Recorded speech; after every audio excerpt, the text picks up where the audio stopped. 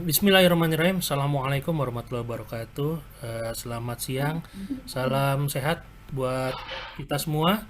Alhamdulillah pada siang ini kita masih beroleh nikmat sehat, nikmat kesempatan dan nikmat semangat ya buat menambah wawasan ilmu ya di dalam sesi diskusi integrasi farmakologi ya. Tidak bisa saya bilang integrasi farmakologi bedah ya. Jadi kita lebih luas, eh, kita dari bedah mencoba menginisiasi mencari pola seperti apa sih yang enak nantinya supaya ini bisa diterapkan di semua bidang klinik.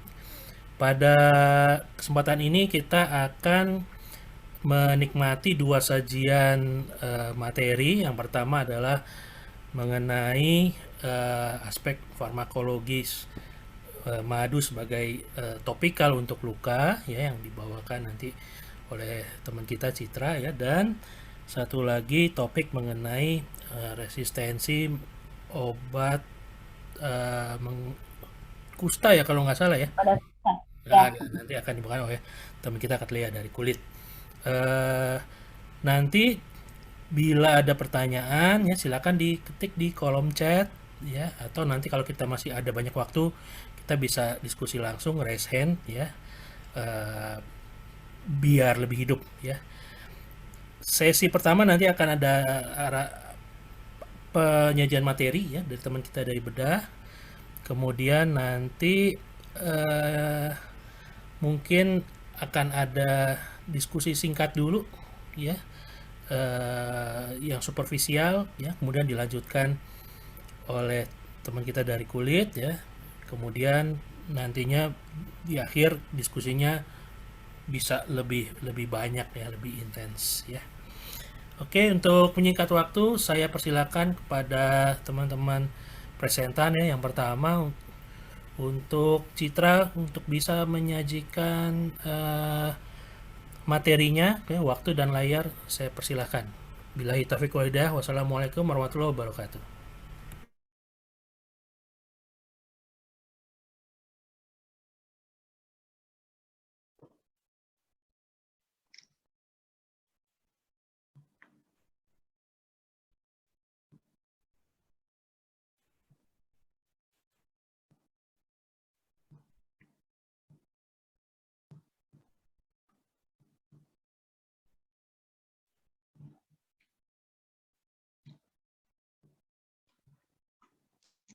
Apakah sudah terlihat, dokter? Ya, sudah terlihat slideshow-nya, silakan. Bismillahirrahmanirrahim. Assalamualaikum warahmatullahi wabarakatuh. Perkenalkan, saya Citra Harisma Zulfa, NIM J4A019055. Di sini saya akan mempresentasikan referensi saya yang berjudul Telaah Madu sebagai Farmakoterapi Topikal pada Luka, di bawah bimbingan Dr. Ahmad Fauzi, spesialis bedah plastik, dan Dr. Setiawati, MSc. Untuk pendahuluannya, luka merupakan masalah kesehatan di seluruh dunia. Dari 15% kasus luka tidak dapat pulih dalam waktu 1 tahun. Nah, hal ini menjadi masalah bagi tenaga kesehatan dan pasien. Maka diperlukan terapi yang tepat supaya untuk mencegah terjadinya kejadian yang tidak diinginkan seperti kejadian amputasi hingga bahkan kematian. Nah, madu sendiri telah digunakan sebagai terapi luka selama ribuan tahun. Ada sejumlah besar bukti secara klinis yang menunjukkan bahwa madu ini memiliki efektivitas dalam penyembuhan luka. Nah, luka sendiri memiliki definisinya yaitu terputusnya keutuhan atau terjadinya diskontinuitas dari jaringan lunak. Untuk etiologinya, luka sendiri dibagi menjadi dua. Yang pertama adalah intensional atau disengaja, di mana terjadi dikarenakan adanya tindakan operasi. Yang kedua ada unintentional atau tidak sengaja disebabkan karena trauma atau non-trauma. Untuk dari non-trauma disebabkan karena proses degenerasi, komplikasi dari keganasan, infeksi maupun kelainan metabolik. Sedangkan untuk traumanya sendiri disebabkan oleh yang pertama ada trauma tumpul yang bentuk lukanya bisa berupa abrasio, kontusio, laserasi, sedangkan trauma tajam lukanya dapat berupa insisi, penetrasi, dan juga ada luka diakibatkan karena senjata api. Nah, untuk klasifikasi luka berdasarkan keutuhan kulitnya, Luka ini dibagi menjadi dua, yaitu luka terbuka dan luka tertutup. Luka terbuka yaitu di mana luka lapisan kulit ini, kulitnya telah rusak dengan jaringan di bawahnya terbuka untuk luka terbuka. Sedangkan untuk luka tertutup di mana jaringan di bawahnya mengalami trauma tapi kulitnya masih intak. Kemudian berdasarkan kedalamannya, luka dibagi menjadi tiga. Yang pertama luka superficial, hanya terjadi di lapisan epidermis saja. Yang kedua ada luka partial thickness, yaitu lukanya terjadi di lapisan epidermis dan dermis. Yang ketiga ada luka full thickness, di mana terjadi di lapisan epidermis, dermis, subkutis, hingga terkadang dapat mengenai tulang.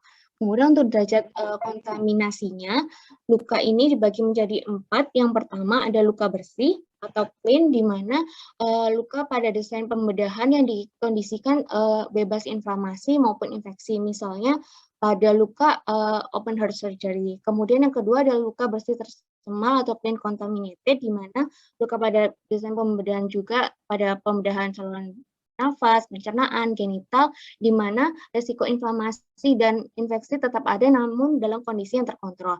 Yang ketiga ada luka tercemar atau contaminated, di mana seperti luka terbuka, luka akut, luka akibat kecelakaan, luka pasca operasi saluran cerna dengan risiko kontaminasi dan inflamasi. Kemudian yang keempat ada luka kotor, di mana luka dengan tampilan klinisnya itu menunjukkan adanya kontaminasi dari mikroorganisme. Kemudian berdasarkan waktunya dibagi menjadi dua, yaitu akut dan kronik. Untuk luka akut, luka yang terjadi secara tiba-tiba dan dapat sembuh dengan sendirinya dan berjalan secara normal mengikuti proses penyembuhan yang tepat waktu. Dengan kronik, penyembuhannya tidak normal dan penyembuhannya cenderung lebih lama. Dan untuk batasan waktunya yaitu lebih dari 28 hari. Untuk klasifikasi berdasarkan penyembuhan lukanya dibagi menjadi 3, ada primer, sekunder, dan tersier. Untuk primer sendiri yaitu healing by primary intention, bisa melalui penjahitan luka, skin graft, atau yang lainnya. Kemudian yang sekunder yaitu healing by natural process, jadi lukanya itu dibiarkan sembuh secara alami. Kemudian yang ketiga ada tersier, yaitu penutupan luka secara bedah, namun sebelumnya dibiarkan dulu luka itu mengalami penyembuhan secara sekunder. Nah, berikut ini merupakan gambaran dari proses penyembuhan luka. Ada 4 tahap. Yang pertama ada hemostasis, di mana terjadi agregasi protelet, pembentukan dari fibrin, kemudian juga ada terjadinya vasokonstriksi pembuluh darah, dan juga terjadi aktivasi dari faktor pembekuan darah. Kemudian yang selanjutnya adalah fase inflamasi. Fase inflamasi itu terjadi inflamasi baik seluler maupun humoral. Terjadi akumulasi neutrofil, makrofag, kemudian terjadilah fagositosis, kemudian juga terjadi pelepasan dari mediator inflamasi. Selanjutnya yang ketiga adalah proses proliferasi. Proliferasi di sini yang pertama ada proliferasi sel fibroblast, kemudian proliferasi sel endotel, yang ketiga ada proliferasi dari sel epitel, di mana sel fibroblast ini nanti akan memproduksi dari kolagen, kemudian pembentukan matriks ekstraseluler, kemudian yang kedua ada sel endotel nanti berperan dalam proses amiogenesis. Yang ketiga, sel epitel nanti berfungsi untuk proses epitelialisasi. Nah, kemudian yang khas dari proses proliferasi ini yaitu adanya terbentuknya jaringan granulasi yang pada klinisnya tampak kemerahan. Kemudian adalah tahap terakhir dari penyembuhan luka yaitu tahap remodel. Nah, penyembuhan luka ini terdapat faktor yang mempengaruhi penyembuhannya, di antaranya ada faktor lokal dan sistemik. Untuk faktor lokal, di antaranya ada oksigenasi, infeksi, nekrosis jaringan, tegangan tepi luka, trauma yang berulang, dan juga suhu. Kemudian apabila sistemik dipengaruhi oleh usia, penyakit, kelainan metabolik seperti diabetes, obesitas, kemudian kelainan jaringan ikat, kemudian pasien-pasien dengan imunokompromis, penggunaan obat-obatan dari pasien, pasien dengan malnutrisi, pasien yang menggunakan alkohol maupun rokok. Kemudian madu mengandung makro dan mikronutrien yang bergantung dari berbagai faktor, yaitu jenis lebahnya, sumber bunga, dan faktor lingkungannya hingga pengelolaannya. Nah, makronutrien dari madu ini sebagian besar terdiri dari karbohidrat sekitar 80%, kemudian 17,2% ini terdiri dari air, sedangkan sisanya sekitar 3,2% 64% mengandung enzim, protein, kemudian dan mineral. Kemudian selanjutnya untuk mikronutrien dari madu terdapat kandungan mineral dan vitamin. Berikut ini merupakan tabel dari kandungan mineral dan vitamin dari madu. Kemudian enzim pada madu yang utama itu ada 3. Yang pertama adalah enzim diastase, di mana fungsinya untuk mengubah polisakarida menjadi monosakarida. Kedua ada enzim glukosa oksidase, di mana nanti fungsinya untuk mengubah glukosa menjadi glukonolakton, yang nantinya glukonolakton ini akan dihidrolisis menjadi asam glukonat dan hidrogen peroksida. Yang ketiga yaitu ada enzim invertase yang gunanya nanti akan mengubah sukrosa menjadi glukosa dan fruktosa. Nah, kemudian madu juga memiliki asam organik. Asam organik yang utama dari madu yaitu asam glukonat. Nah, asam organik dari madu ini berfungsi berperan dalam rasa madu dan terutama berperan dalam aktivitas antimikroba dari madu. Madu memiliki banyak juga asam organik lainnya, namun kandungan yang lain ini cenderung lebih rendah daripada kandungan dari asam glukonat sendiri. Kemudian yang paling khas dari madu memiliki senyawa polifenol. Nah, senyawa polifenol atau fenol ini dia berperan sebagai antiseptik. Apabila kadarnya sekitar 0,01 sampai 1% bersifat bakteriostatik, apabila 1,3% dapat bersifat fungisid, apabila kadarnya sekitar 1,6% ke atas, maka senyawa ini dapat bersifat bakterisidal. Kemudian senyawa polifenol ini dibagi menjadi 2, yaitu ada flavonoid dan juga ada non-flavonoid. Berikut ini merupakan tabel dari komposisi dari macam-macam flavonoid dan asam fenolik.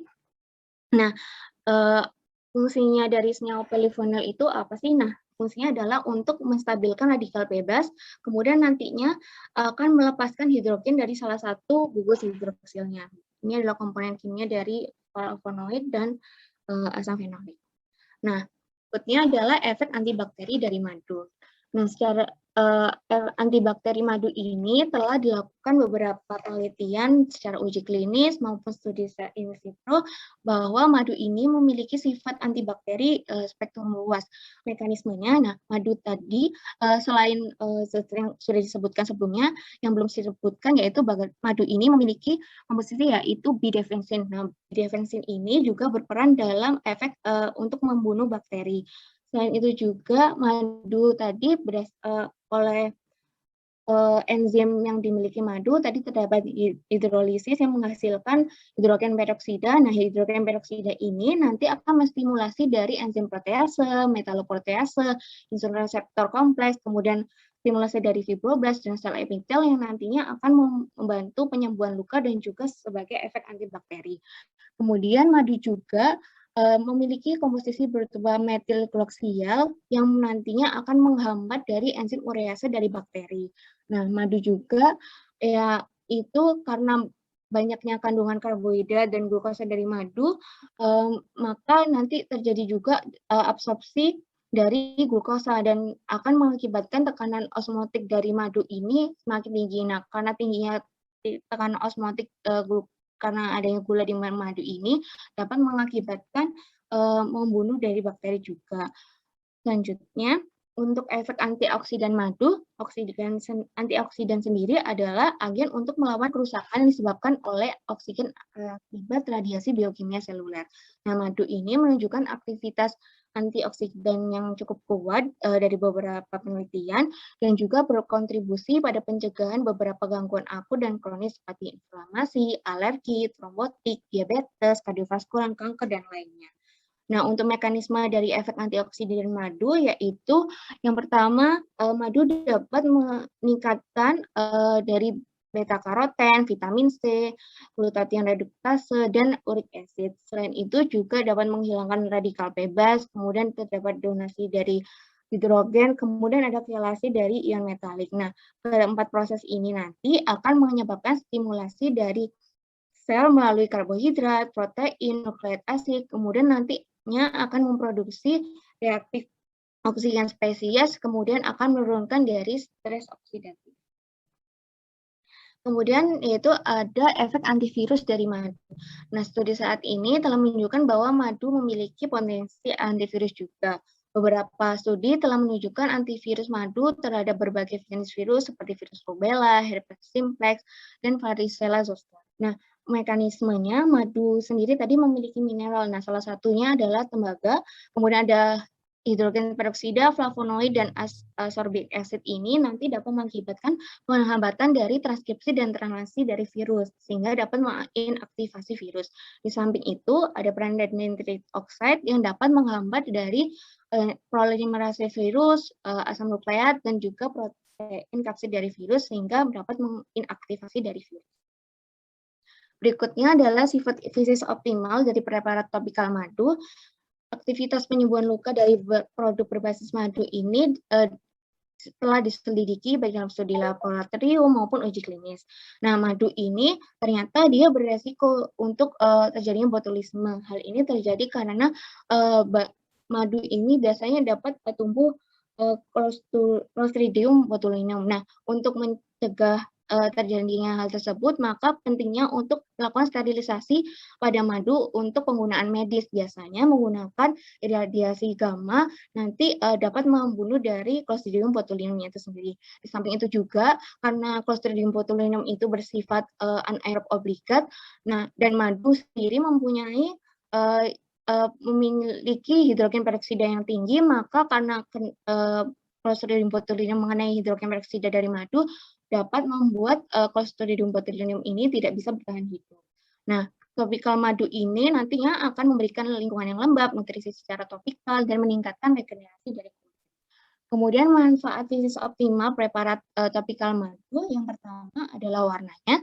Penelitian dari Alforsi et al. Tahun 2016 menilai madu dalam skala Faun untuk menilai klasifikasi warna madu, dimulai dari warna putih seperti air, kemudian hingga warna kuning tua.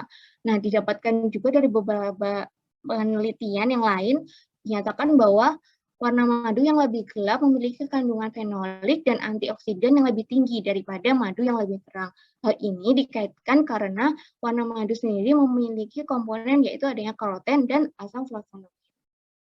Nah, kemudian pH yang optimal bagi madu yaitu bersifat asam, yaitu antara 3,2 sampai 4,5. Kemudian viskositas madu bagi madu, nah yaitu pengenceran madu itu penting dalam pemberian terapi luka pada madu menggunakan madu. Nah, pengenceran madu secara progresif itu ternyata dapat menurunkan antibakteri. Nah, perawatan madu itu harus kita sesuaikan jumlah dan pengencerannya sesuai dengan situasi pada klinis pasien. Misalnya, jika jumlah madu lebih besar daripada air atau madu ini tidak diencerkan, maka akan berpeluang untuk dapat digunakan pada luka-luka yang mengalami infeksi yang kronis. Sedangkan apabila jumlah madunya lebih sedikit daripada kandungan airnya, maka baik digunakan untuk tujuannya untuk mencegah inflamasi, kemudian untuk infiltrasi dan regenerasi jaringan. Contohnya adalah madu yang bermerek Surgery Honey ini, dia telah diencerkan dengan air, kandungan airnya lebih banyak daripada madunya, dia ternyata memiliki kandungan hidrogen peroksida yang tinggi, maka baik digunakan untuk sebagai antiinflamasi. Sedangkan madu manuka yang tidak diencerkan, maka dapat digunakan untuk mencegah dari infeksi yang berulang. Nah, selanjutnya adalah berdasarkan bentuk sediaannya. Yang pertama ada salep. Nah, salep ini berbasis lemak utamanya. Selain itu juga basis absorpsi, basis larut air maupun basis emulsi. Nah, campuran yang bisa digunakan dengan untuk salep madu yaitu menggunakan senyawa alami seperti lanolin, hipoalergik, minyak bunga matahari, minyak ikan kod, vitamin C, E, dan zinc oksida. Sedangkan krim merupakan bahan campuran cairan dikombinasikan dengan salep atau minyak. Untuk campuran dengan madunya dapat ditambahkan bahan pengawet seperti paraben, kemudian humectant, emollient, kemudian zat sawarnya seperti parafin wax. Kemudian untuk pastanya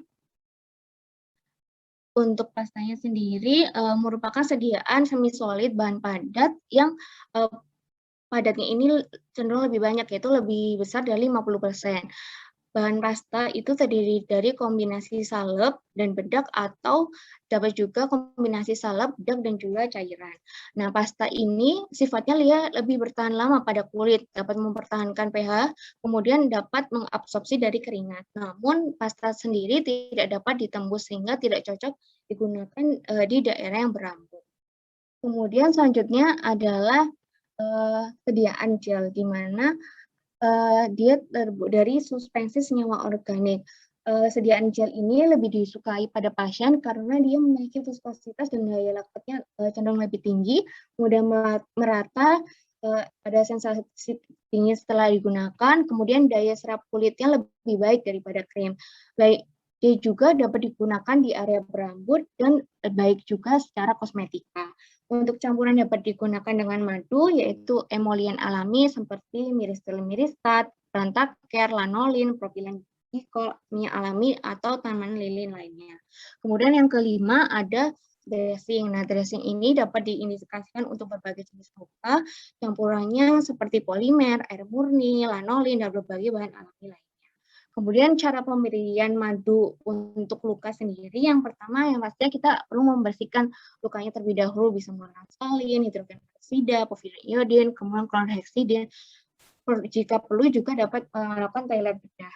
Nah, selanjutnya apabila luka telah dibersihkan, kemudian kita dapat mengoleskan madu pada luka, kemudian ditutup dengan kasa steril kering, atau dapat juga kasa yang telah dibasahi madu, atau bisa langsung menggunakan dressing madu.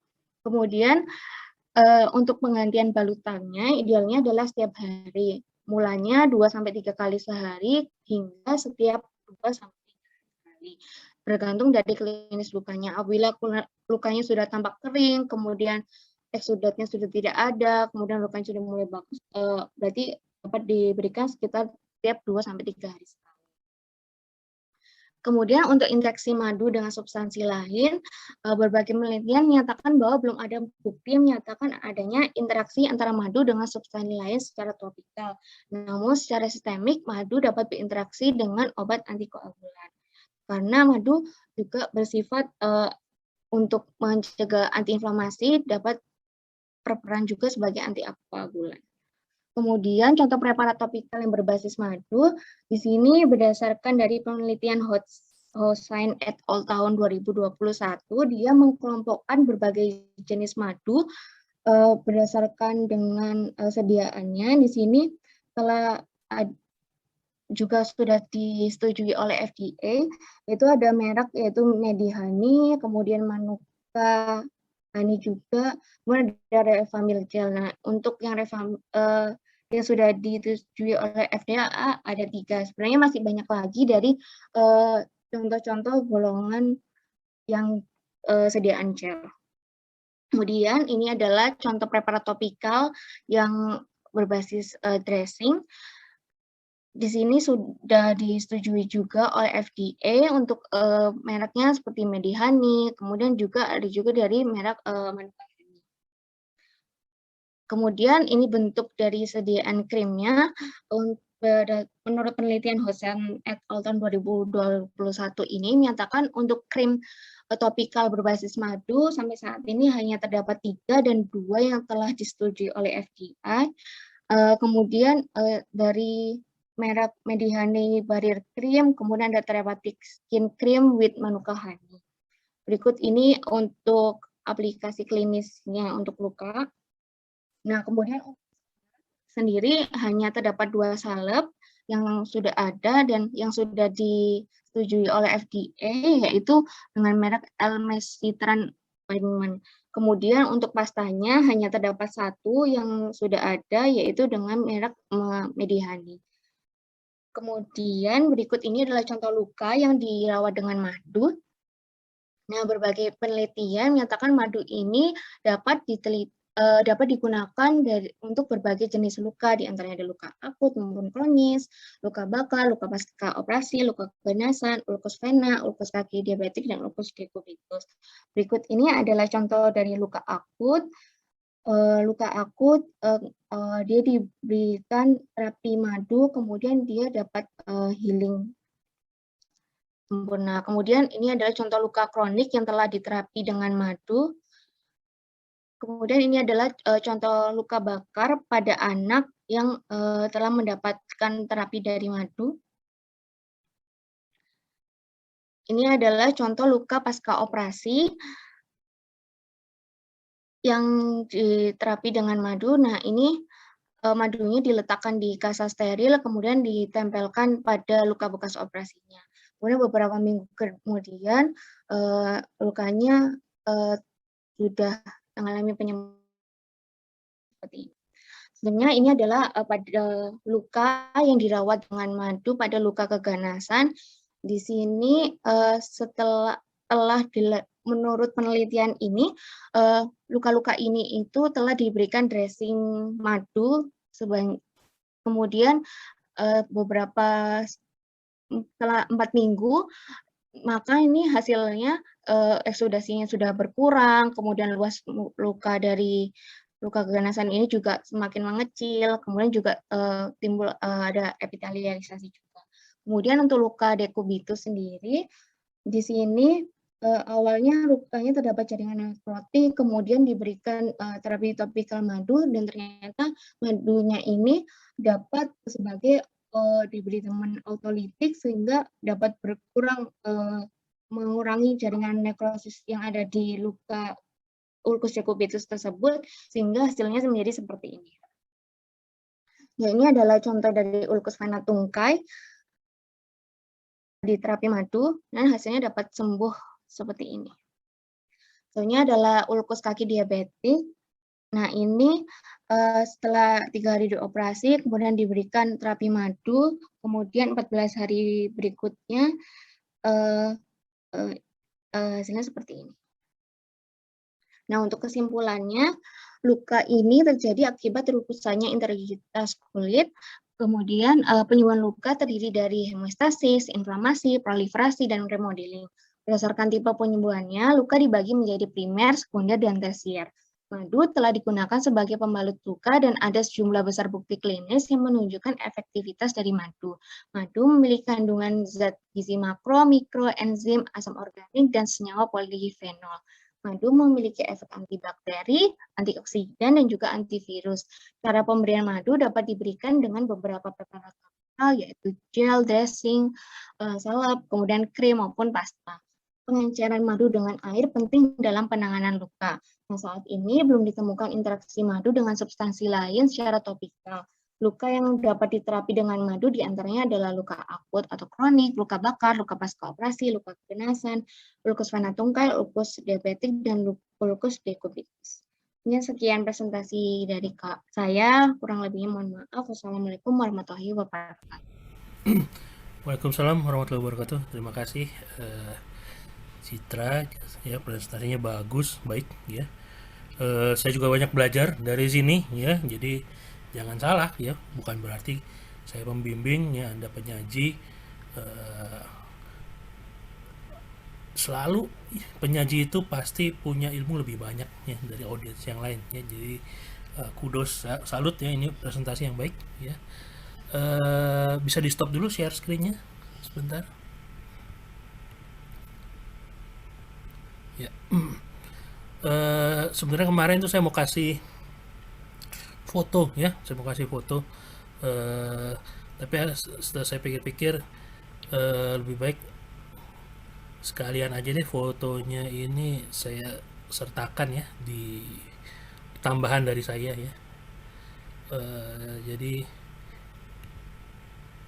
ya madu ini udah sangat lazim lah dipakai ya. Saya pertama kali coba dengan madu ini waktu saya masih residen ya, di tahun-tahun 2000-an awal ya, dan trial, dan waktu itu belum ada tulisan ya, cuma sebatas saya pakaikan ke pasien-pasien yang nggak mampu dan yang nggak punya pembiayaan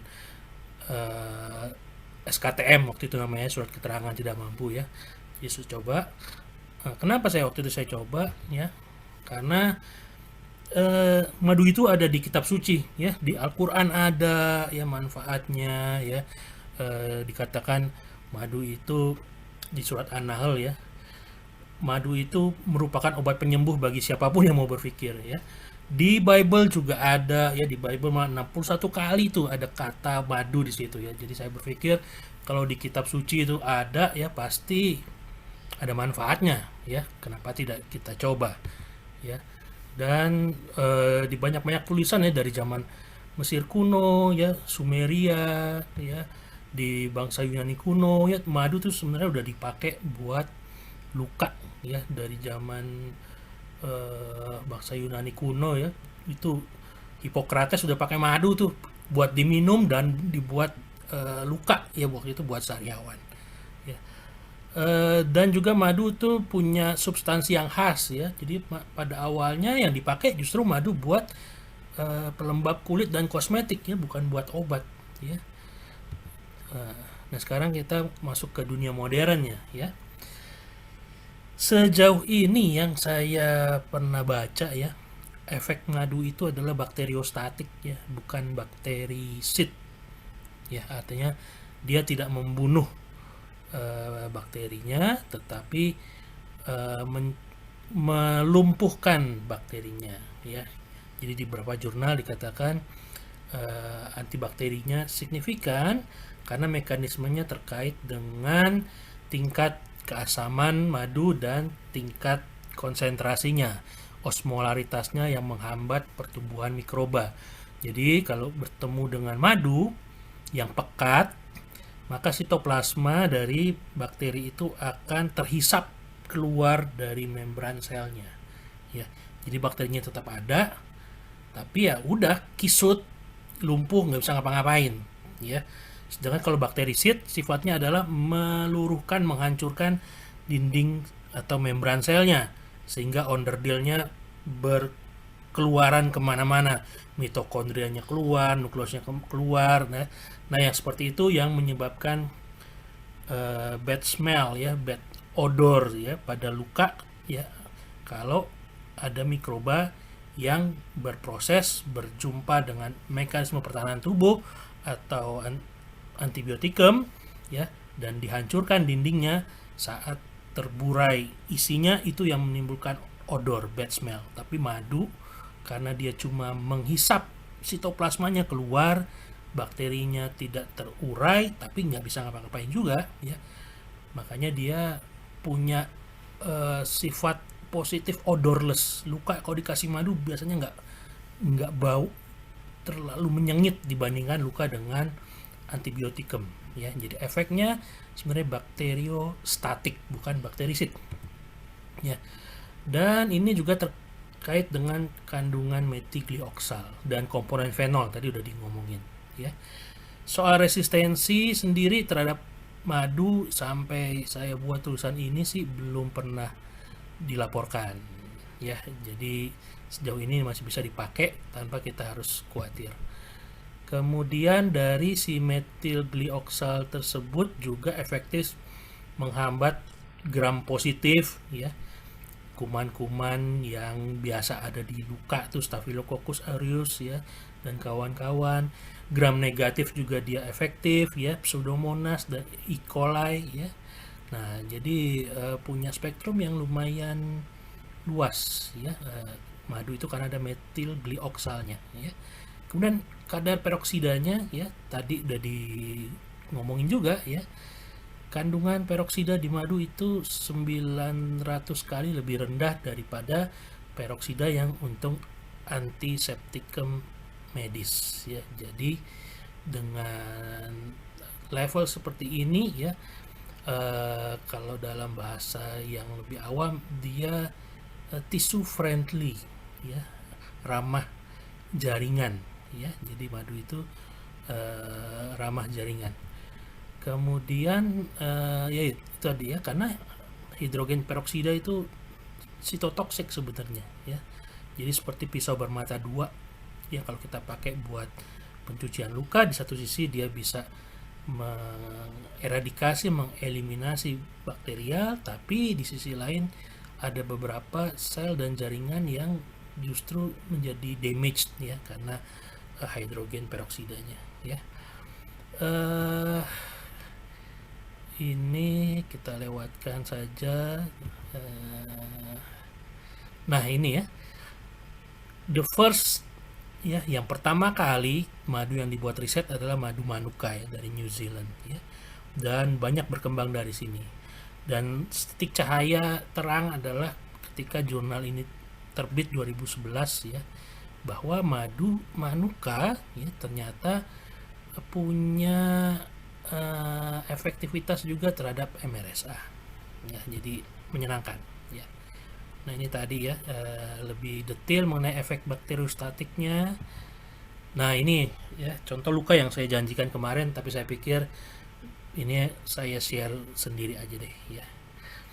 Jadi madu itu punya dampak yang baik buat membangun jaringan granulasi ya. Jaringan granulasi itu seperti kita tahu adalah bagian dari fase 2 penyembuhan luka, di mana ada end product dari fase itu berupa fibroplasia ya, pembentukan fibrin-fibrin kolagen yang masih muda, yang imatur, yang masih pendek-pendek ya, dan neovaskularisasi ya, yang sangat kaya buat mensuplai oksigenasi dan energi pada penyembuhan luka ya, di fase 2. Dan pembentukan granulasi ini adalah fondasi atau alas tumbuh, alas rambat epitel atau tunas-tunas kulit ya. Jadi granulasi ini punya posisi yang penting dalam wound closure, dalam penutupan luka ya. Nah, madu membuat pembentukan jaringan granulasi yang baik ya, seperti kita lihat nih di sini, merah segar ya, BV red ya, merah seperti daging ya kalau di textbook bilangnya, moist ya, kita bisa lihat tuh shiny, berkilat ya. Dan bisa kita lihat bahwa di tengahnya juga tuh udah mulai ada epitel-epitel yang tumbuh merambat tuh, yang warnanya abu-abu dove itu ya, pink pucat ya, itu adalah epitel ya. Jadi granulasi dengan madu itu cukup baik ya. Kenapa ya? Karena madu ternyata juga memicu efek fibroplastik ya, merangsang pertumbuhan produksi dari kolagen ya. Banyak sekali jurnal yang sudah menyebutkan ini ya. Dan tidak hanya merangsang ya, dia juga ternyata bisa mengendalikan supaya tidak over granulasi ya. Di satu sisi dia fasilitasi ya pertumbuhan dan produksi kolagen ya sebagai komponen dari granulasinya. Di sisi yang lain dia mengendalikan angiogenesisnya supaya tidak berlebihan ya, dikendalikan. Jadi biasanya granulasi dengan madu tuh enak banget lah kalau buat kita ya, buat kami plastic surgeon. Granulasi dengan madu tuh biasanya sehat dan tidak berlebihan ya, tidak overproduksi, tidak overgrowth ya. Kemudian untuk luka bakar ya, ini sudah banyak dipakai dan sangat rutin dipakai ya. Kita di Margono saya selalu pakai madu untuk luka bakar ya. Kemudian banyak sekali ya papers mengenai madu untuk luka bakar ya. Untuk debridement otolitik juga madu cukup baik ya, karena dia memberikan kelembaban yang adekuat ya. Hiperosmolaritasnya menarik air ya dari sel-sel kulit yang menjaga hidrasi yang baik ya di luka maupun di perimeter lukanya. Dan ini ya contoh pasien yang nggak diapa-apain ya, kita berikan perawatan luka biasa saja dengan ganti balutan dengan madu ya. Awalnya ini dipersiapkan untuk delayed closure ya, artinya kita debridement dulu, kita bersihkan, kita berikan dia pengelolaan dengan madu di rumah selama 3 hari ya. Kemudian kita suruh kembali kontrol buat melihat dan merencanakan penutupan definitifnya ya. Jadi itu yang namanya tertiary healing atau tertiary closure atau delayed healing, delayed closure adalah seperti itu. Fase akut dibersihkan saja, pulang dengan perawatan luka, hari ketiga atau keempat balik kembali untuk penutupan definitif. Tapi ternyata di hari ketiga ya itu sudah ada gelagat bahwa ini bisa menutup dengan baik ya. Jadi di foto yang di sentral ini yang besar ya, ini benar-benar dia menjalani penyembuhan spontan, epitelialisasi spontan tanpa ada intervensi prosedural ya. Jadi bisa kita lihat tuh cukup baik ya, rata dengan permukaan sekitarnya. Saat 2 minggu pertama memang bentukan warnanya masih lebih pucat dibandingkan sekitarnya ya, tapi ada foto kontrol berikutnya yang warnanya mulai menyerupai warna sekitarnya ya. Jadi eh, cukup bagus lah madu ini memberikan dampak pada luka ya. Di Indonesia sendiri ya, setelah saya lulus ya, itu adik kelas saya Dr. Ali Sundoro dan guru saya Dr. Gentur Sujatmiko itu bikin penelitian dengan madu produksi Indonesia, karena selama ini kita mengacunya madu Manuka dari New Zealand ya. Eh, jadi ternyata dengan madu yang kita sering temukan di apotek, toko obat, minimarket, di pikulan gitu ya, ternyata punya efektivitas yang sama baiknya ya dengan madu manuka yang selama ini jadi rujukan atau acuan dunia ilmiah ya. Uji mikrobiologi klinik juga oleh kolega saya yang lain ya, adik kelas saya yang lain ya, juga menunjukkan efektivitas untuk MRSA yang sama ya. Jadi sudah hampir setara dengan madu manuka ya. Oke ya. Nah, jadi itu yang mau saya share buat menambahkan ya dari tadi presentasi yang sudah sangat baik ya. Sekarang kita berikan beberapa pertanyaan dulu ya buat direspons ya. Ada pertanyaan dari Yahya ya, Khairi Hanif ya, untuk penyaji ya. Apakah kira-kira tahu ya cara madu bisa membantu healing pada luka keganasan ya? Silakan. Ya, izin menjawab nih dokter, mungkin bisa dikoreksi dokter. Nah, untuk yang saya baca yaitu madu kan selain memiliki efek antiinflamasi, juga ada efek antioksidan.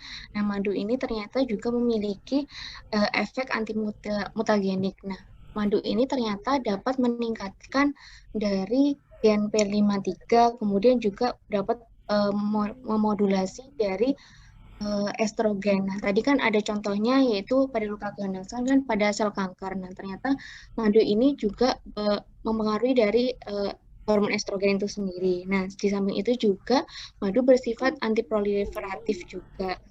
Nah, dengan cara menurunkan dari siklus sel dari sel-sel kanker tersebut. Selain itu, madu juga dapat bersifat apoptosis juga, sehingga efek-efek tersebut secara simultan dapat mengakibatkan efek anti kanker pada luka-luka keganasan. Mungkin seperti itu, dokter. Apakah ada yang tambah? Ya, kurang lebih seperti itu ya. Jadi memang ada efek antimutagenik ya. Jadi di satu sisi dia merangsang healing, normal healing ya, healthy healingnya. Di aspek yang lain dia juga ada remnya sedikit ya untuk potensial growth dari sel-sel keganasan ya. Dan pertanyaan berikutnya dari Mahendra ya, bagaimana dengan madu yang tidak diencerkan atau konsentrasinya 100%? Apakah lebih efektif atau tidak efektif dalam penyembuhan luka dibandingkan yang dengan diencerkan ya? Kemudian pertanyaan yang mungkin lebih bermanfaat secara aplikatif ya, pertanyaan praktis ya. Untuk vaskes pertama, vaskes primer ya, jenis madu yang digunakan kira-kira seperti apa ya, silakan.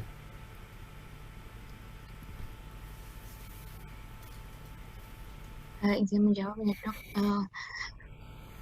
Untuk madu yang tidak diencerkan atau konsentrasinya 100% itu apakah efektif atau tidak? Nah, itu tadi sempat juga dijelaskan oleh Dr. konfusi mengenai adanya sifat sitotoksisitas dari madu juga.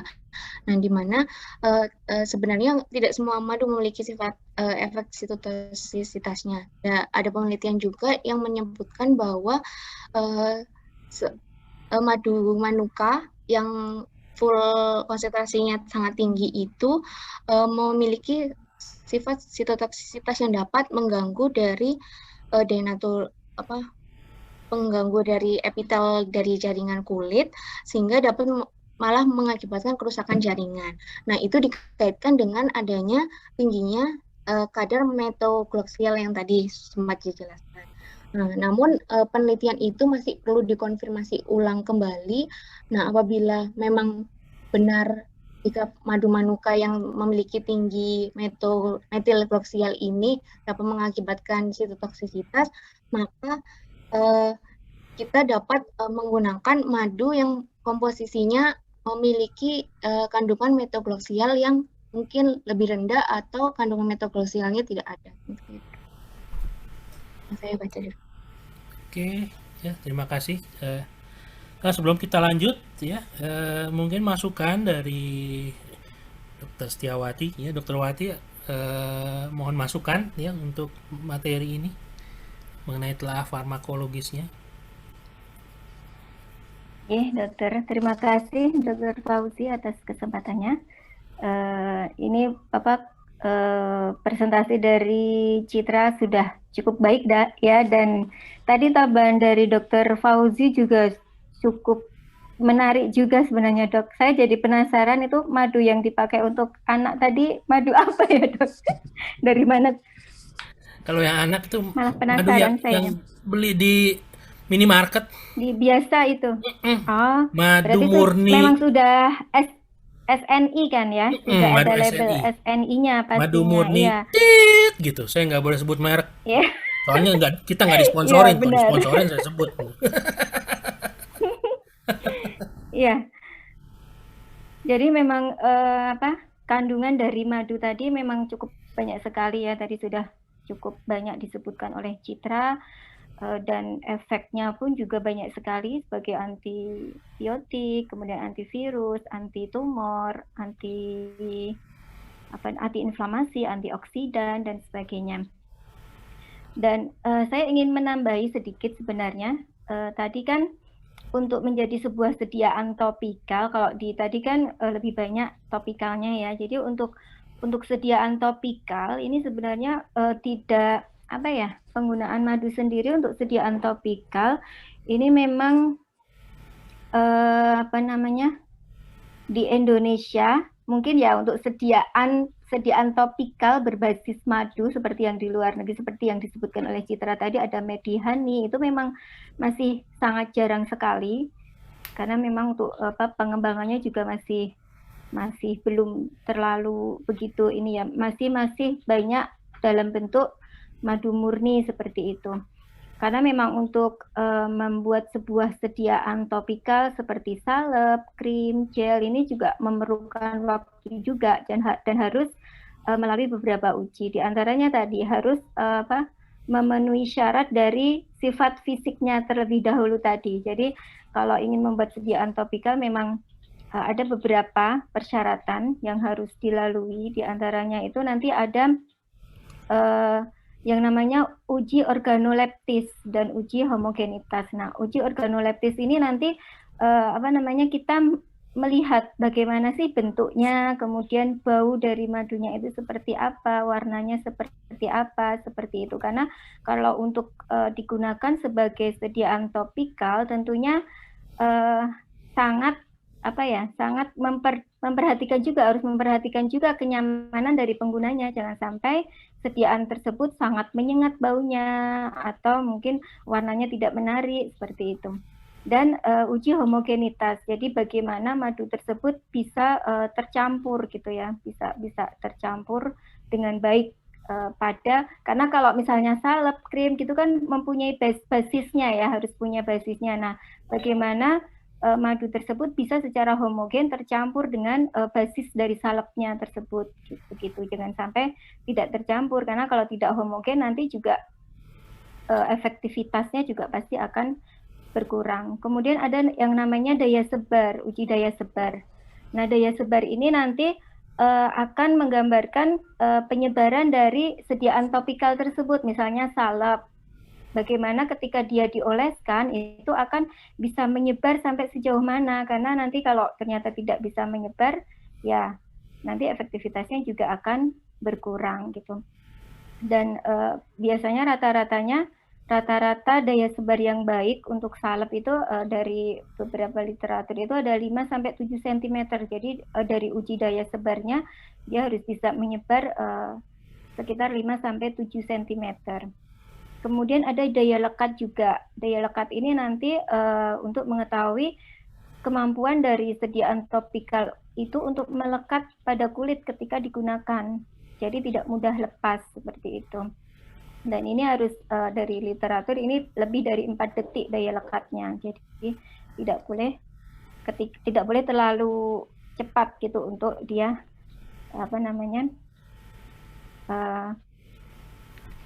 dalam melekat. Jadi tidak gampang luruh begitu. Kemudian ada daya proteksi. Ini juga perlu diketahui juga bahwa daya proteksi ini bagaimana sediaan topikal tersebut ini bisa melindungi kulit dari pengaruh luar seperti asam, basa, debu, polusi, dan sinar matahari. Biasanya ini nanti untuk uji daya proteksi ini menggunakan terutama untuk pengaruh asam, basa gitu ya, bisa menggunakan KOH atau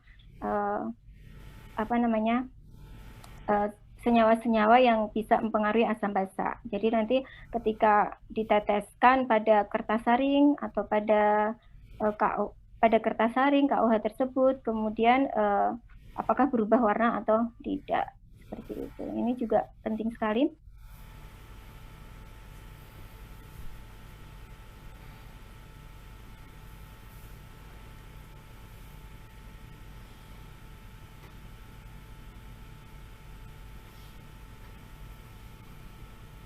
Dokter Wati saya ada gangguan sinyal.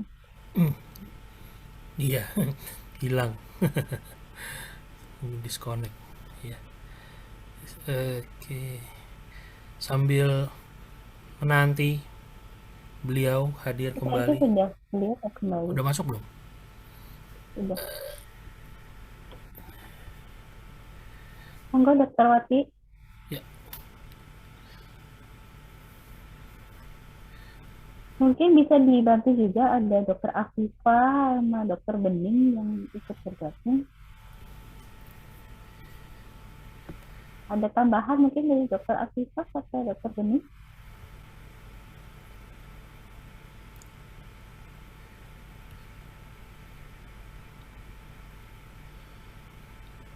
Dari saya belum ada tambahan, Bu Oke. Masih izin menyimak, Dokter Mosi juga. Oh iya. Oke. Bu Wati sudah kembali. Silakan Bu Wati.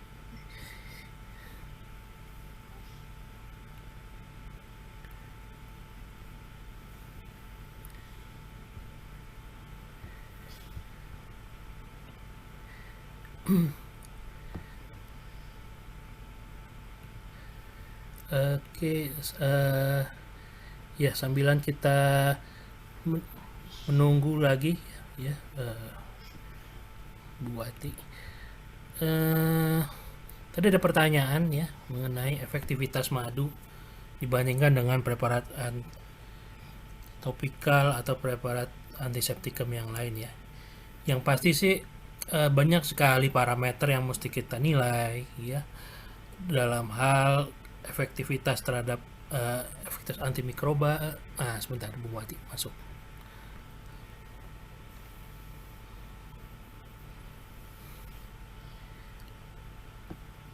Silakan Bu Wati.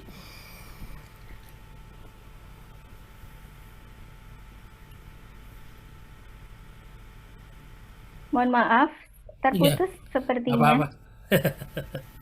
Iya. Silakan Bu Wati. Ya, tadi melanjutkan dari yang tadi. Jadi tadi yang pH ya. Jadi pH ini juga penting. Bagaimana sediaan topikal yang akan kita gunakan ini nanti karena lebih banyak diaplikasikan ke kulit, jadi harus dalam range pH normal kulitnya sekitar 4,5 sampai 6,5 pH-nya. Jadi harus menyesuaikan. Kemudian ada yang namanya uji viskositas. Jadi seperti apa. Jadi nanti ada standar-standarnya yang harus dipenuhi. Jadi memang penggunaan madu ini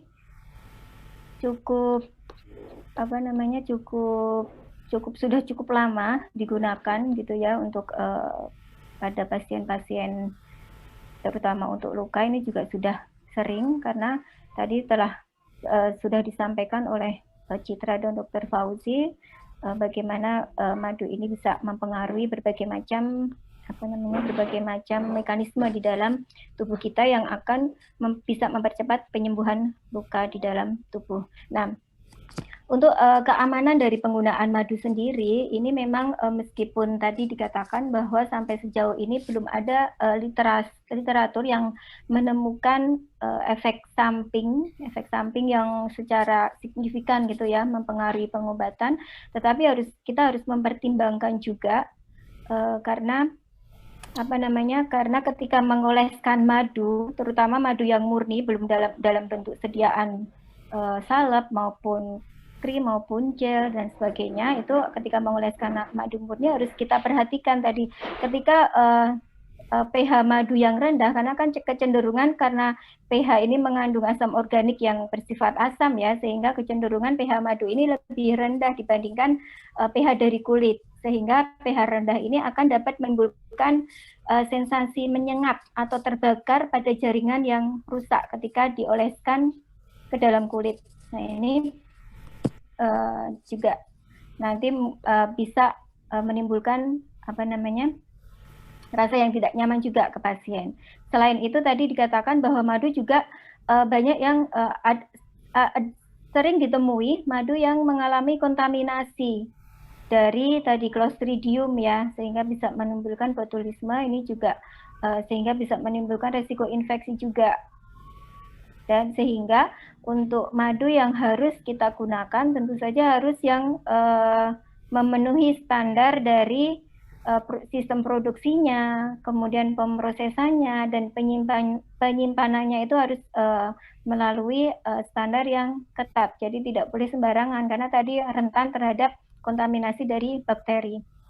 Dan perlu diketahui juga ada beberapa jenis madu yang mungkin mengandung racun senyawa aktif yang berasal dari spesies nektar yang berbeda-beda ya, seperti dari oleander atau azalea seperti itu ada yang beberapa mengandung racun senyawa aktif, sehingga harus diketahui juga asal dari madu tertentu, karena komponen madu pun juga bervariasi, jadi tidak bisa digebyah uyah ya bahwa oh ternyata madu ini mengandung ini gitu ya.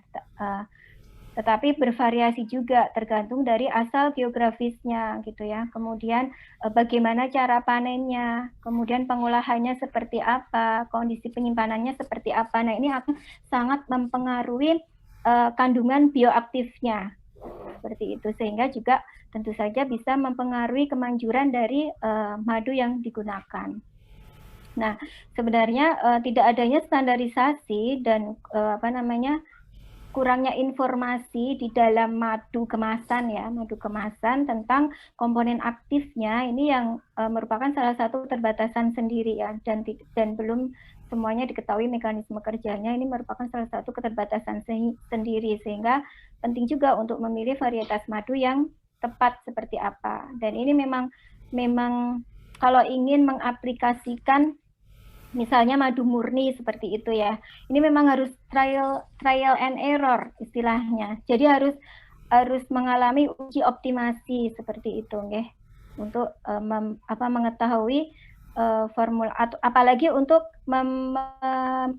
untuk membuat madu itu sebagai sediaan topikal, misalnya salep, krim, gel, itu perlu optimasi yang perlu uji khusus seperti itu.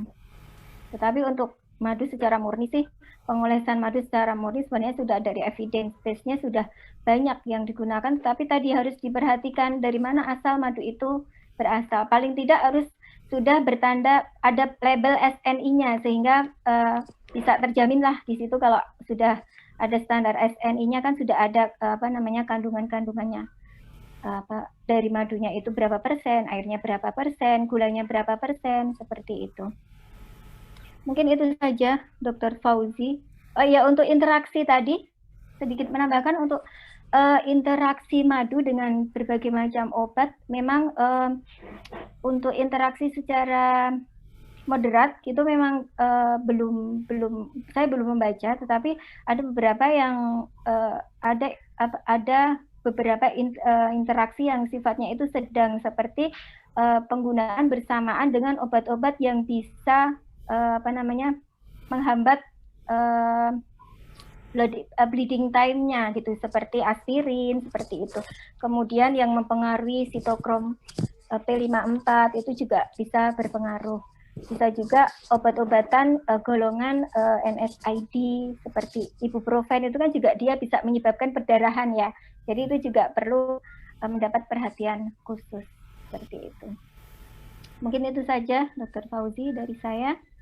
Assalamualaikum warahmatullahi wabarakatuh. Terima kasih Dr. Setiawati, sangat enhance our horizon ya tentang madu ya. Masih ada 2 pertanyaan sebenarnya terkait madu ya, tapi nanti kita save untuk diskusi yang di akhir ya. Sementara sekarang kita lanjut ke penyajian yang kedua ya dari teman kita mengenai resistensi pada terapi Kustak ya. Waktu dan layar saya persilakan untuk menyajikan presentasinya. Baik, terima kasih atas kesempatannya. Selamat sore, Dr. Ahmad Fauzi, SPBRE, Dr. Ismiralda Okuputranti, SPKK, Dr. Setiawati, dan narasumber lain, serta teman-teman yang sudah hadir pada kesempatan kali ini. Pada kesempatan kali ini, saya Katlea kelas 9 bersama pembimbing saya, Dr. Ismiralda Okuputranti, SPKK, akan mempresentasikan laporan kasus yaitu morbus Hansen. Yang pertama adalah identitas pasien, yaitu pasien atas nama Tuan G. Usianya 41 tahun, berjenis kelamin laki-laki. Pekerjaannya adalah wira swasta dan bertempat tinggal di Purbalingga. Tanggal periksa yaitu 20 Agustus 2021.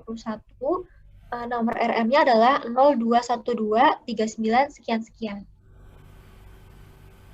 Jadi dilakukan autoanamnesis pada tanggal 20 Agustus 2021 pukul 10. Pasien mengeluhkan keluhan utama yaitu gatal pada kedua kaki, dan keluhan tambahannya yaitu pasien mengeluhkan kebas. Jadi pasien itu datang untuk kontrol ke Polikulit Rumah Sakit Margono Soekario pada hari Jumat 20 Agustus 2021 dengan keluhan gatal pada kedua kaki sejak 4 tahun yang lalu. Nah, gatal itu dirasa memberat jika pasien kelelahan dan membaik jika meminum obat. Pasien juga mengeluhkan kaki kiri yang terasa kebas. Selain itu, rambut dan alis pasien mengalami kerontokan. Keluhan tersebut dirasa mengganggu aktivitas sehari-hari pasien. Pasien merupakan penderita kusta sejak tahun 2017. Pasien pernah dirawat di Donorejo Leprosi Center dan sudah pernah mendapat terapi obat multi-drug terapi. Namun hasilnya masih terdapat gambaran histologi positif. Pasien juga mengeluhkan timbul nodul bila terdapat stresor fisik, yaitu dalam hal ini kelelahan. Kemudian riwayat penyakit dahulunya, terdapat riwayat keluhan yang sama, yaitu keluhan sudah dirasakan sejak 4 tahun yang lalu. Kemudian riwayat alergi, asma, pilek setiap pagi atau rinitis alergi itu disangkal. Kemudian pasien memiliki riwayat dirawat di rumah sakit dengan keluhan limfadenitis TB dengan riwayat morbus Hansen. Untuk riwayat penyakit keluarganya, keluhan yang sama, alergi, asma, diabetes mellitus, hipertensi, dan penyakit jantung disangkal. Dan kronologinya, pada tahun 2017, pasien mengeluhkan terdapat lesi berwarna putih pada kaki kirinya dan bintik merah pada perut. Kemudian pada tahun 2018, pasien didiagnosis kusta dan mendapat terapi obat multi-drug terapi. Kemudian pasien sempat dirawat juga di Donoregio Leprosy Center dan sempat membaik, namun keluhan dirasakan kembali. Pasien juga mengeluhkan timbul nodul bila terdapat stresor fisik kelelahan. Untuk sosial ekonominya, pasien tinggal bersama istri dan anak pasien. Keluhan stres dan kelelahan saat ini sedang disangkal, jadi tidak ada nodul. Kemudian pasien merupakan seorang wira swasta dan pembiayaan kesehatan menggunakan BPJS PBI. Untuk tingkat pendidikannya baik. Untuk pemeriksaan fisiknya, keadaan umumnya tampak sakit sedang. Kesadarannya komposmentis, keadaan gizinya baik, berat badannya 52 kilo, dan tinggi badannya 165 cm. Untuk tekanan darahnya normal, yaitu 120/70. Nadinya 79 kali per menit, pernafasan 20 kali per menit, dan suhunya 36,5 derajat Celcius. Untuk kepalanya mesosefal, rambut berwarna hitam, keputihan yaitu uban, dan tampak sedikit penipisan. Untuk mata normal, namun terdapat madarosis, yaitu kerontokan pada alis dan bulu mata. Untuk hidungnya normal, telinga, mulut, tenggorokan, toraks, dan jantung dalam batas normal. Untuk paru dan abdomennya juga dalam batas normal, namun untuk kelenjar getah beningnya itu teraba sedikit pembesaran. Untuk ekstremitasnya, akralnya hangat, tidak ada edema dan cyanosis. Dan hasil pemeriksaan labnya itu ada hasil cek PTA positif. Kemudian untuk status dermatologisnya, dapat dilihat gambar pada layar, yaitu terdapat efloresensi makula, yaitu perubahan warna, hiperpigmentasi, yaitu kehitaman. Jumlahnya multiple atau lebih dari satu, distribusinya regional hanya pada ekstremitas inferior dexa et sinistra. Berukuran plakat, berbentuk bulat, tidak beraturan, dan dengan batas yang tidak tegas. Untuk gambar paling kanan itu tampak pula fasies leonina dengan hidung plana dan madarosis pada alis dan bulu mata. Kemudian untuk tinjauan pustaka. Kusta atau lepra atau morbus Hansen itu merupakan penyakit infeksi yang bersifat kronik yang disebabkan oleh intercellular obligat Microbacterium leprae. Penyakit ini menyerang kulit, sistem saraf tepi, mukosa mulut, hingga saluran nafas bagian atas, mata, otot, tulang, bahkan testis. Kemudian etiologi dari kusta ini adalah kuman Mycobacterium leprae yang bersifat basil tahan asam alkohol dan gram positif. Kemudian untuk patogenesisnya, jadi Mycobacterium leprae ini masuk ke dalam tubuh manusia dengan masa inkubasi 3-20 tahun. Dibutuhkan waktu yang cukup lama hingga munculnya tanda dan gejala. Selanjutnya, Mycobacterium leprae akan bersarang di sel swan yang terletak di perineum. Basil kusta ini memiliki ciri khas yaitu menyukai tempat yang dingin. Dalam hal ini adalah perineum yang terletak di dekat kulit. Di perineum, suhunya itu sekitar 27-30 derajat Celcius. Selanjutnya, sel swan yang berisi basil kusta ini akan mengalami kematian dan lisis. Sel imun tubuh akan mengenali basil kusta dan akan melakukan proteksi terhadap dua aspek, yaitu imunitas non-spesifik dan imunitas spesifik. Dalam hal ini, makrofag akan menjadi aktif dan melakukan fagositasi. Kemudian, klasifikasi lepra itu terbagi menjadi dua menurut WHO, yaitu pausibasiler atau PB dan multibasiler atau MI. Sedangkan untuk klasifikasi Ridley-Joplin dibagi menjadi 5, yaitu ada TT atau tuberkuloid, kemudian ada BT atau borderline tuberkuloid, ada BB atau borderline, ada BL yaitu borderline lepromatosa, dan ada LL yaitu lepromatosa. Perbedaannya yang pertama bisa dari jumlah lesi. Untuk TT biasanya tunggal, BT tunggal atau beberapa, BB lesinya dapat beberapa, BL banyak, dan LL sangat banyak. Untuk ukuran lesinya rata-rata bervariasi, namun untuk LL biasanya kecil. Kemudian sensasi lesinya selain di wajah itu untuk TT tidak ada. Untuk BT cukup berkurang atau sangat berkurang, untuk BB sedikit berkurang atau cukup berkurang, BL cukup berkurang, dan LL tidak berefek atau berefek minimal. Untuk pertumbuhan rambut pada lesinya, untuk TT tidak ada, BT sangat berkurang, BB cukup berkurang, BL sedikit berkurang, dan LL tidak berefek.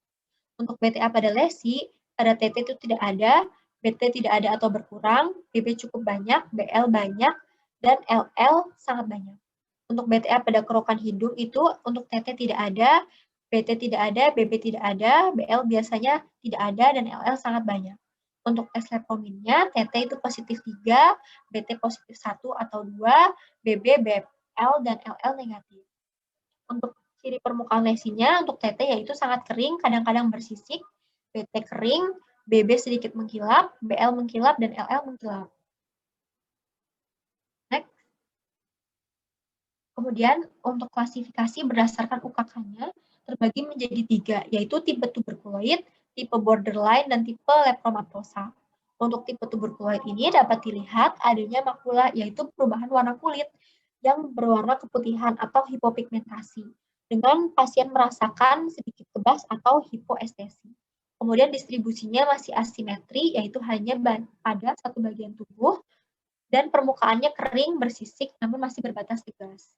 Untuk tipe borderline, UKK-nya dapat berupa lesi makula, papula, dan plak yang bersifat anestesi.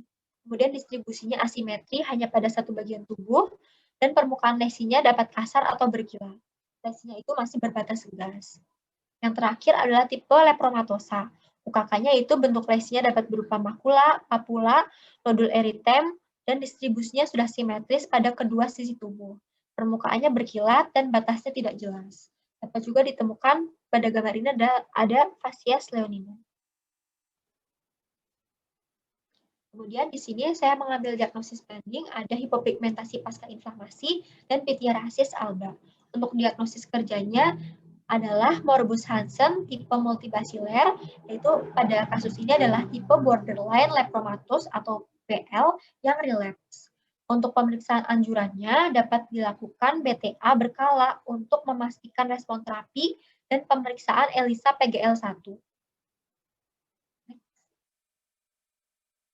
Untuk penata laksanaannya dapat diberikan multi-drug terapi, dalam hal ini adalah multibasiler, yaitu ada obat rifampicin, ofloxacin, dan juga dapat diberikan tambahan clarithromycin, ketorolac, cetirizine, metilprednisolone, lansoprazole, dan sucralfate suspension. Kemudian dapat diberikan tata laksana non-medikamentosa, yaitu edukasi. Yang pertama, menjelaskan tentang penyakit morbus Hansen itu sendiri. Kemudian menganjurkan kontrol rutin untuk melakukan pemeriksaan klinis setiap bulan dan pemeriksaan bakteriologis minimal setiap 3 bulan. Kemudian menjelaskan tentang terapi MDT dan harus meminum obat teratur selama 12-18 bulan sampai dinyatakan RFT, dan lalu harus tetap kontrol setiap tahun selama 5 tahun. Kemudian menyarankan pasien untuk menggunakan masker karena dapat menular melalui pernapasan, dan menjaga kebersihan dan imunitas tubuh. Kemudian prognosisnya untuk ad vitamnya dubia ad bonum, ad functionam dubia ad bonum, ad sanationem dubia ad bonum, ad cosmeticum dubia ad bonum. Baik, presentasi kali ini cukup sekian. Bila ada kekurangan, mohon maaf. Terima kasih. Wassalamualaikum warahmatullahi wabarakatuh. Ya, waalaikumsalam warahmatullahi wabarakatuh. Terima kasih. Ya, sedikit tambahan informasi Dr. Fauzi untuk kasus ini.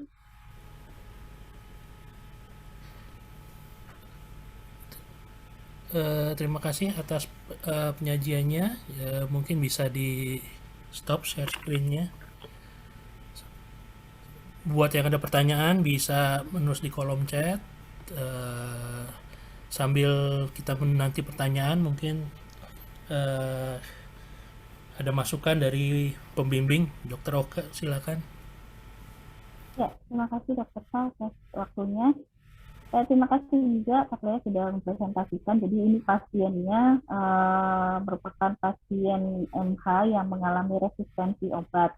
Karena tadi sudah dari riwayatnya, dia sebenarnya sudah dari 2017 mendapatkan terapi MDT-MD. Gitu. Harusnya 2018 itu selesai karena dia memang orang yang patuh minum obat.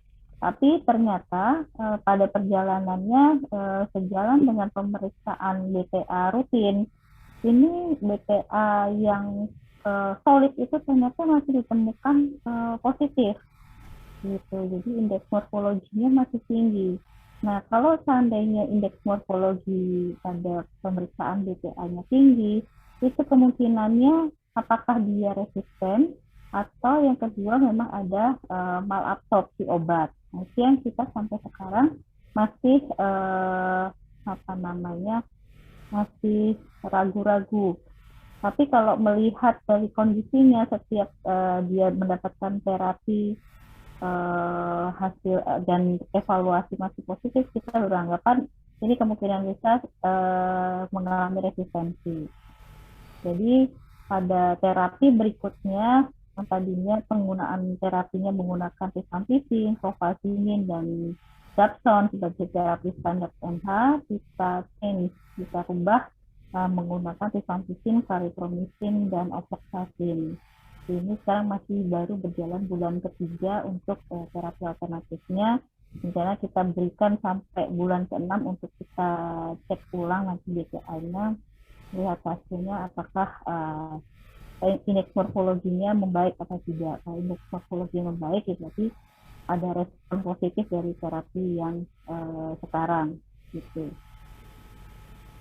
Nanti kita juga mohon pendapat dari pakar-pakar farmakologi untuk terkait terapi-terapi antibiotik jangka panjang seperti ini.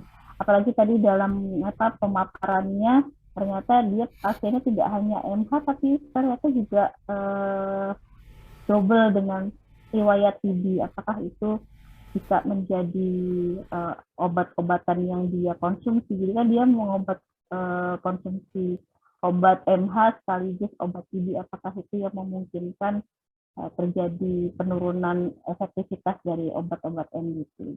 Begitu. Terima kasih Dr. Fauzi. Ya, terima kasih Dr. Oka.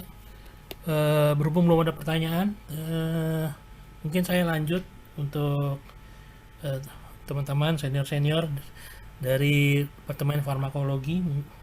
Ada masukan atau pencerahan ya mengenai kasus resistensi pada terapi Morbus Hansen ini.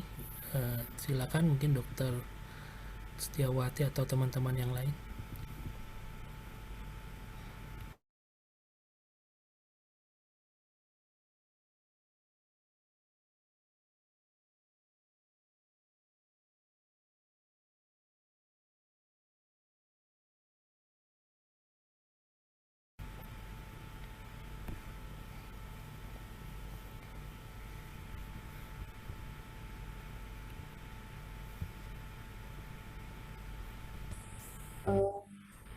Izin masuk Dokter Fauzi. Ya, silakan. Oke. Sedikit menanggapi tadi yang pertama terkait dengan madu, interaksi dari madu. Tadi adanya interaksi obat ya, menambahkan sedikit dari yang Dokter Setiawati sampaikan ya.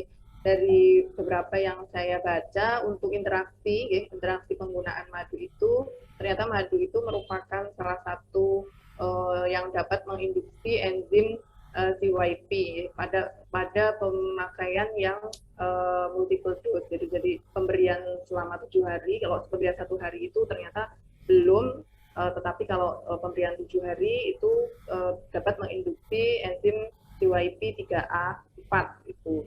Dan untuk enzim CYP 2C9 dan satu lagi yang berperan pada proses metabolisme itu ternyata tidak nih. Jadi lebih pada CYP yang 3A4. Jadi harus hati-hati pemberiannya ketika diberikan bersamaan dengan obat-obat yang juga berpengaruh atau mempengaruhi enzim CYP gitu pada proses metabolismenya, karena dikhawatirkan nanti ada interaksi pada tingkat metabolisme begitu. Itu untuk yang interaksi madu. Kemudian sedikit berkomentar terkait dengan tadi adanya resistensi pada penggunaan obat-obat antibiotik. Jadi sebenarnya pada prinsipnya kan pemakaian antibiotik itu berdasarkan hasil uji kultur dan hasil uji sensitivitas dari bakteri begitu. Nah, mungkin yang akan mungkin bisa dicek kembali Ibu Okta, apakah itu merupakan perlu tidak gitu untuk dilakukan hasil uji pada pasien tersebut. Nah, beberapa faktor juga kan penggunaan penggunaan antibiotik yang terlalu lama itu juga akan menyebabkan adanya resistensi. Jadi apalagi tadi adanya infeksi lain, adanya infeksi lain. Jadi beberapa hal yang memungkinkan apakah bakteri tersebut sudah melakukan mutasi atau tidak gitu. Jadi mungkin itu sedikit tambahan dari saya, barangkali Dokter Setiawati atau Dokter Bening bisa menambahkan. Iya, kalau untuk mungkin untuk bakteri lain memang paling ideal kita lakukan kultur sensitivitas dulu. Cuma permasalahannya Mycobacterium leprae itu bukan bakteri yang bisa dikultur. Jadi kesulitan kita di situ, Bu Afifah. Jadi kenapa kok pengobatan kusta ini agak susah di samping dia sudah meskipun dia sudah menyelesaikan satu seri terapinya, tapi ternyata dia responnya ternyata tidak terlalu bagus.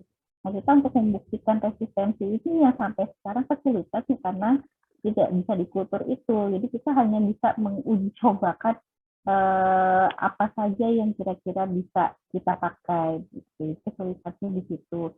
Nah, ini juga terkait dengan penggunaan antibiotik jangka panjang. Jadi tidak hanya sebatas terkait dengan kustanya saja, tapi kan efek-efek lain selain dari efek samping obat yang lain atau komplikasi lain yang mungkin timbul akibat penggunaan antibiotik jangka panjang ini yang menjadi concern kita juga.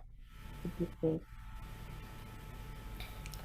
Mungkin Bu Bening atau Bu Setiawati bisa menambahkan.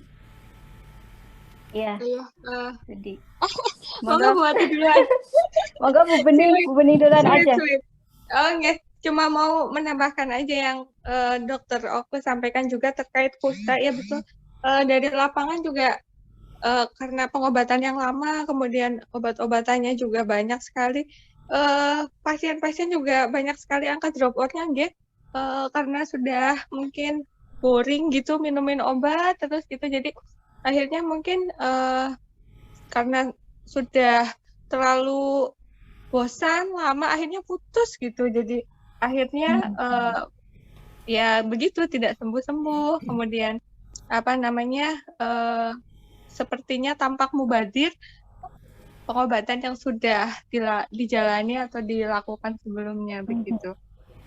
Itu juga mungkin salah satu dampak kenapa karena putus obat di tengah-tengah itu ini membuat bakterinya jadi lebih resisten. Resisten, gitu ya, betul.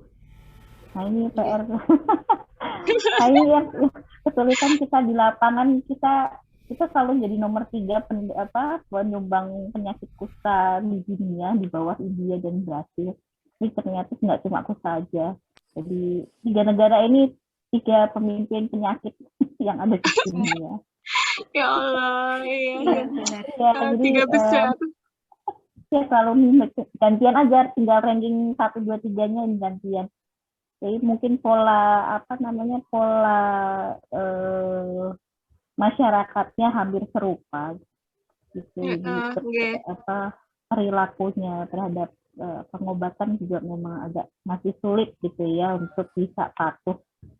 Ini untuk pasien ini sendiri sebenarnya dia patuh termasuknya karena betul-betul terkotor kalau dia memang saya pengen sembuh dok, jadi saya ya pengobatan apapun akan saya jalani menurut dokter. Nah, alhamdulillah ya. Nah, cuma ternyata memang dengan pengobatan yang rutin pun ternyata kok hasilnya seperti ini di situ. Beberapa pasien saya yang lain pun juga mengalami kasus-kasus yang sama pada pasien-pasien kusta, terutama yang lepromatosa, baik borderline maupun yang lepromatosa ini. Setelah selesai dengan pengobatan NBT yang standar dari WHO, itu ternyata hasil indeks morfologi sebagai patokan kita gitu untuk memantau keberhasilan terapi ini ternyata jauh dari harapan, kok masih tinggi aja gitu. Akhirnya kita coba perpanjang dulu, kita ulang, tetap hasilnya sama, baru kita coba change yang alternatif. Nah, alternatif ini pun juga tidak memberikan hasil yang ya menurun sih, Signifikan. tapi ya menurun tapi tidak ya masih belum seperti yang kita Sembuh gitu ya. harapkan gitu. Jadi sembuh gitu harapan kita pasien Iya, itu jadi kan masih sembuh. positif lagi. Atau pernah ada kasus dia direktur ini. Ya. Kalau masalahnya kita kalau mau menanyakan ke Dinkes itu juga berapa jumlah pasien lepra di Banyumas? Nggak Jawabannya jelas ya. nol, Bu. Iya. Padahal ada sebenarnya. Bu. Makanya saya juga bilang, Iya. kalau saya minta koas gitu ya, turun ke puskesmas, coba deh sambil kamu turun ke puskesmas, coba dicari sebaran pasien di puskesmas apa aja. Itu selalu lepra tuh nol. Padahal loh, bisa ya. Padahal aslinya ada. Iya. Makanya itu. Jadi ada ketidaksinkronan antara laporan di puskesmas dengan Dinkes. Dan kalau Dinkes sendiri datanya data di puskesmas, kalau puskesmas nggak ada datanya ya ini. Nah, kita kalau mau melakukan penelitian jadi kesulitan gitu, mau hunting pasien gimana. Jadi saya kebulnya ya di Margono doang. Sayangnya agak susah. Padahal di puskesmas masih ada juga. Masih banyak mungkin. Nah, itu sebenarnya ini yang bahaya juga kan, nanti bisa rantainya tetap aja ada terus gitu. Betul. Tidak jadi bisa memutus rantai. Masih ada beberapa pasien datang ke poli dengan kasus kusta baru. Lah kok bisa sampai lolos? Kemarin kemana aja? Jadi keluhan di saraf. Gitu. Jadi dia lebih ke neuritis. Karena ternyata dia kusta. Karena sudah 4 tahun gitu di ya, jadi banyak misdiagnosis yang harusnya bisa terdeteksi di PPK 1 ya di miss. Akhirnya datang ini sudah dengan kecacatan, itu kan sayang banget. Iya, benar sekali. Ya, ini nanti bersama. Ya, nanti jadi ini ya gambaran bagi adik-adik koas bahwa nanti ketika di perifer di puskesmas gitu ya, jangan sampai ada data penyakit apalagi yang tadi lepra, TBC itu yang lolos gitu. Itu karena screening awalnya itu sebenarnya di puskesmas. Kalau data-data di puskesmas bagus, nanti juga untuk penata laksanaannya juga bisa bagus gitu. Betul. Ya, satu nuhun Bu Wati. Monggo Dr. Fau. Ya, saya mau nanya sedikit sih. Ya. Kalau kita baca di jurnal-jurnal ya, itu yang sering itu adalah resistensi pada tipe yang multibasiler ya. Sementara kita secara genomik ya kita agak-agak susah, masih jauh panggang dari api ya untuk bisa laksana di semua center ya. Apakah itu bisa dijadikan sebuah data empiris gitu ya, kalau misalkan kita berjumpa yang tipe multibasiler, kita dari awal membuat planning dan implementasinya itu udah siap-siap nih bahwa ini kelak akan terjadi resistensi, sehingga di awal penguatan kita untuk programming pemberian antibiotiknya, edukasinya dan lain-lainnya itu bisa di mapping gitu loh. Kalau jenis ini begini, kalau jenis yang tipe yang ini mungkin tidak terlalu kita khawatir nih resistensinya. Bisa nggak tuh kira-kira begitu?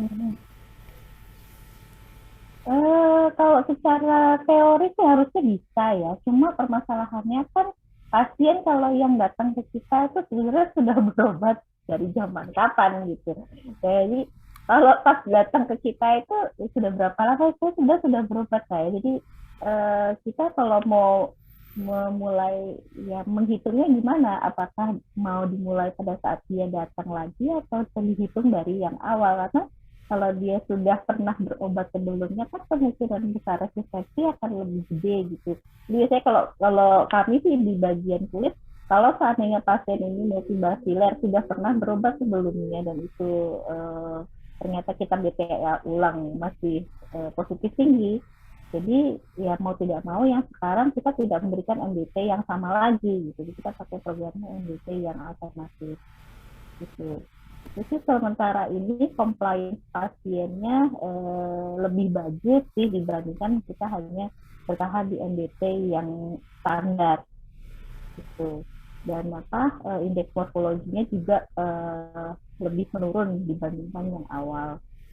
Paling yang bisa kita kerjakan gitu.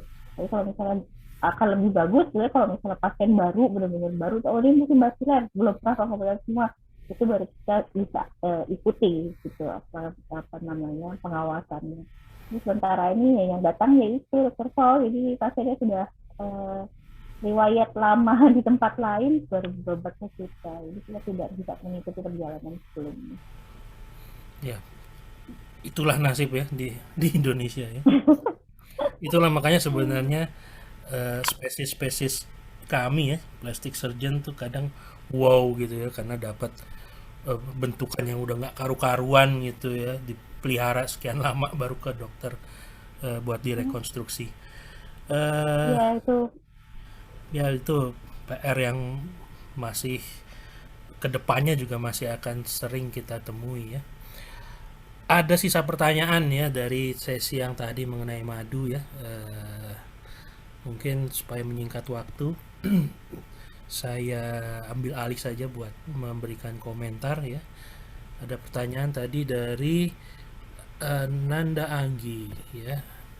Bertanya mengenai perbedaan outcome penyembuhan luka dari penggunaan madu sebagai antiseptik dengan penggunaan antiseptik lainnya seperti hidrogen peroksida, iodium povidone, asam asetat, dan natrium hipoklorit ya.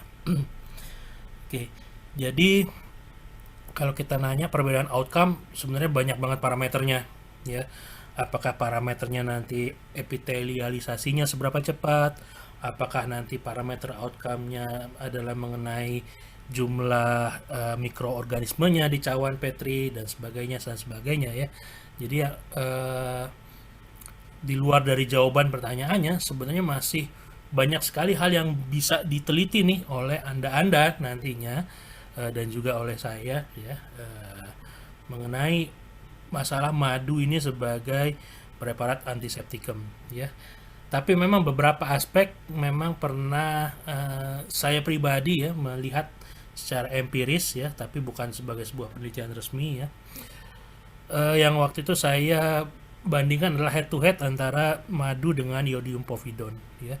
Jadi iodium povidone itu ternyata membuat rate epitelialisasi itu memang sesuai teori ya. 1 mm per hari per tepi luka ya.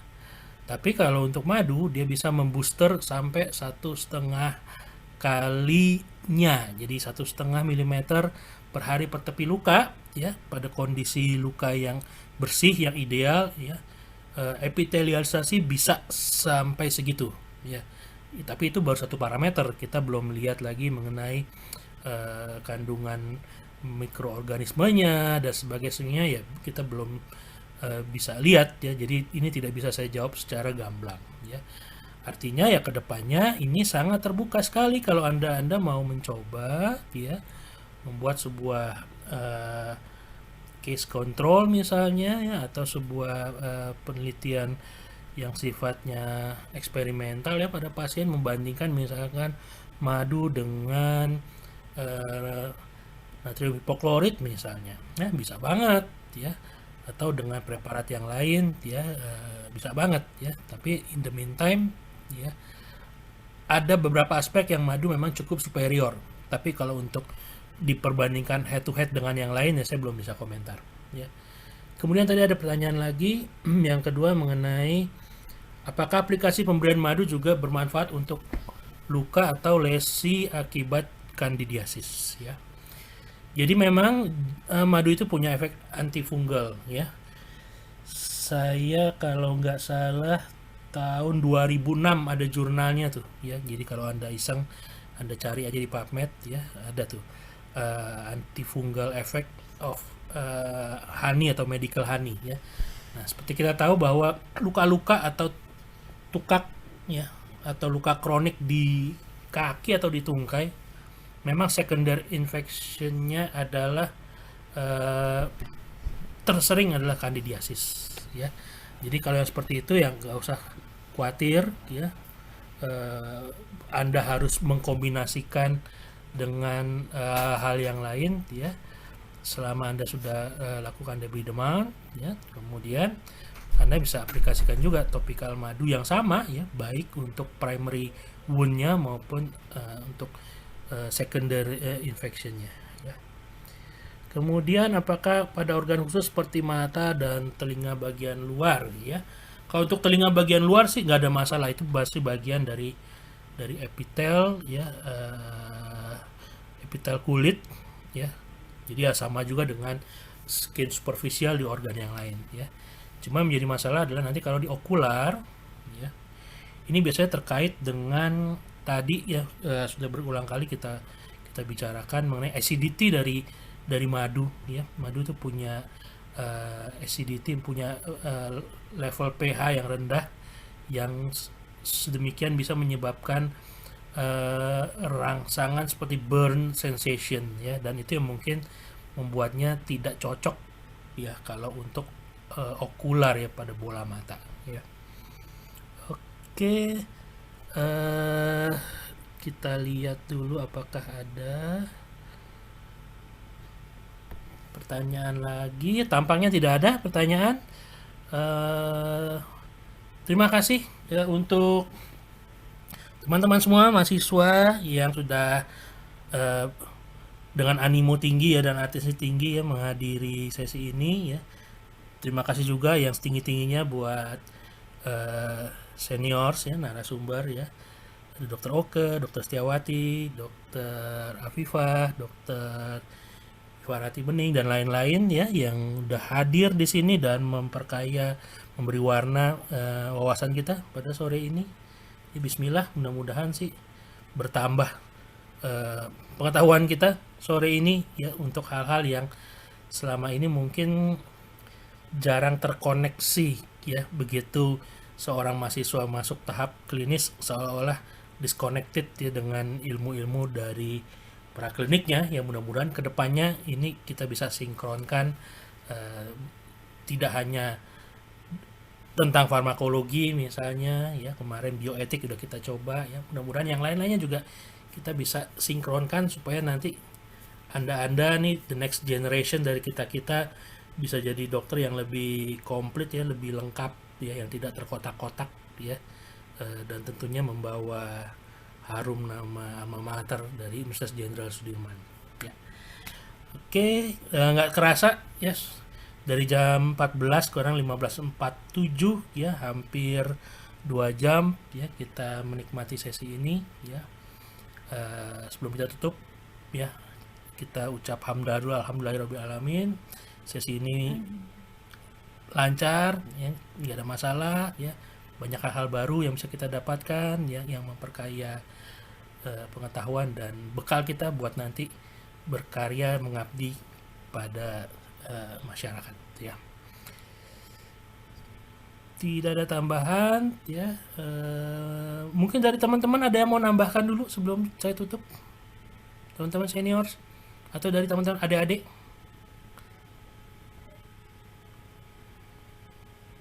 Ya kalau nggak ada ya kita cukupkan sampai di sini. Bismillah, mudah-mudahan kita berjodoh, tetap sehat ya, tetap semangat terus supaya bisa ketemu lagi di sesi-sesi serupa di masa mendatang. Mohon maaf jika selama sesi ini ada khilaf ucap atau sikap dari saya secara pribadi atau saya sebagai host dan moderator ya pada sesi ini.